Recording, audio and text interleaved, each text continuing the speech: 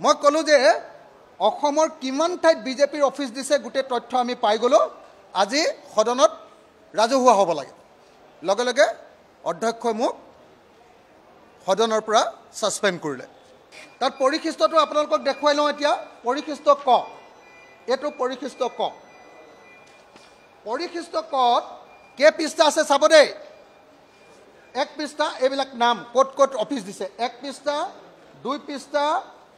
তিনি পৃষ্ঠা চাৰি পৃষ্ঠা পাঁচ পৃষ্ঠা ছয় পৃষ্ঠা জুৰি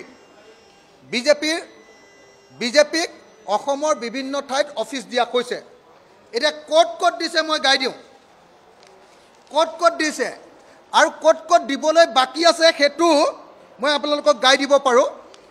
যিখিনি এপ্লিকেশন দি থৈছে কিন্তু দিয়া নাই প্ৰসেসৰ সাগে আছে এতিয়া দিছে কোনখিনি আপুনি চাব দেই দিছে হৰুপেটা ৰেভিনিউ সাৰ্কুল বজালি জিলা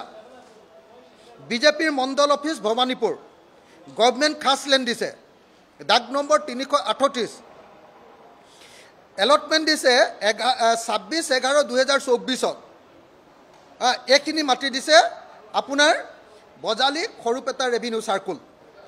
বৰপেটা ৰেভিনিউ সাৰ্কুলত এতিয়ালৈকে এলটমেন্ট দিয়া নাই আবেদন কৰি থৈছে চেঙা ৰেভিনিউ সাৰ্কুলতো আবেদন কৰি থৈছে বাগবৰ ৰেভিনিউ সাৰ্কুলতো আবেদন কৰি থৈছে বিশ্বনাথ জিলাটো আবেদন বিলাক কৰি আছে সবকে দিয়া নাই এতিয়ালৈকে বঙাইগাঁওতো আবেদন কৰি আছে এতিয়ালৈকে দিয়া নাই আপোনাৰ দুই পৃষ্ঠা গাইছো মুঠ 6 পৃষ্ঠাত তেওঁলোকক মাটিৰ পট্টা দিছে মাটি দিছে অকল বিজেপিয়ে এই হিমন্ত বিশ্ব শৰ্মা চৰকাৰৰ দিনত 6 পৃষ্ঠাৰ তথ্য কিমানটো হ'ব এটো কিমানটো হ'ব 50টা মান ঠাইত এতিয়ালৈকে বিজেপিৰ কাৰ্যালয় বনাবৰ কাৰণে মই কিমান এক্স্যাক্টলি দি দিম আপোনালোকক 50টা মান ঠাইত বিজেপিৰ কাৰ্যালয় বনাবৰ কাৰণে অসমৰ মাটি